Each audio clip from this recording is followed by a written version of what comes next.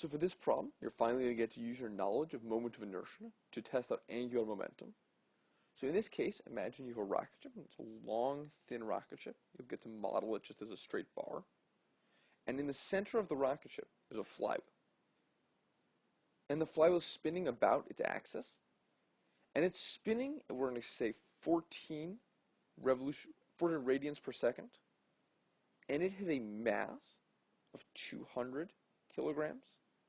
And the rocket itself has a mass of 500 kilograms. And that does not include the flywheel. And in order to cause the rocket to turn, a brake is applied to the flywheel, slowing the flywheel down. Now this angular momentum has to go somewhere, so it has to get transferred to the rocket. So assuming that the flywheel is 1 meter wide, and that the rocket is 10 meters long, try to figure out how fast this will be spinning when they both reach the same speed, so when the brake stops doing anything. So pause the video, take a second, try it, and then we'll go through it together. So the first step, as always, is calculate the original angular momentum. So here are the different equations we might need, so let's go through them. The rocket ship is not rotating, so we can just call that 0. The flywheel can be treated as a solid cylinder, a solid disk, so that's 1/2 mr squared, or 100 kilogram meter squared, because it's 200 kilograms, that's a meter wide, and it has a meter of radius.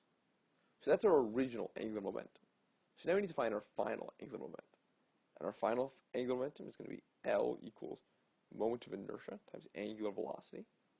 Moment of inertia is the 100 kilogram meters squared that we had before, and then plus the one for the spaceship.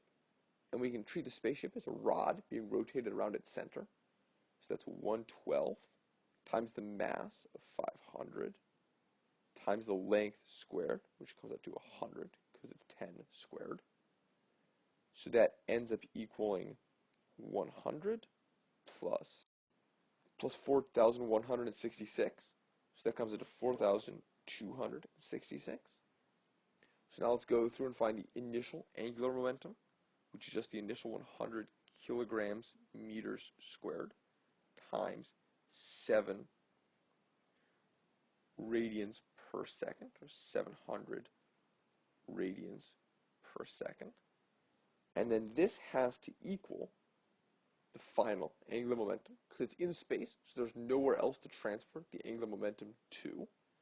So that equals, we're going to say 4,200. We're doing this approximately, it doesn't have to be exact, times the angular velocity.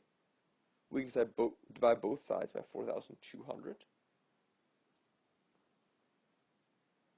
And as a result, we're left with 1/6. So the final angular velocity is 1/6 of a radian per second.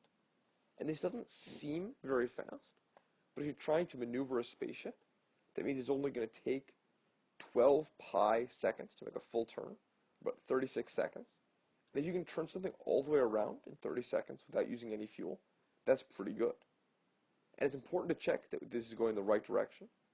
It's positive, and our original value is positive, which suggests that the spaceship should be turning in the same direction as the flywheel, and that is correct. So this is an approximate right number. We did some rounding, so it's not exactly right, but it's going to be about 1/6 of a radian per second.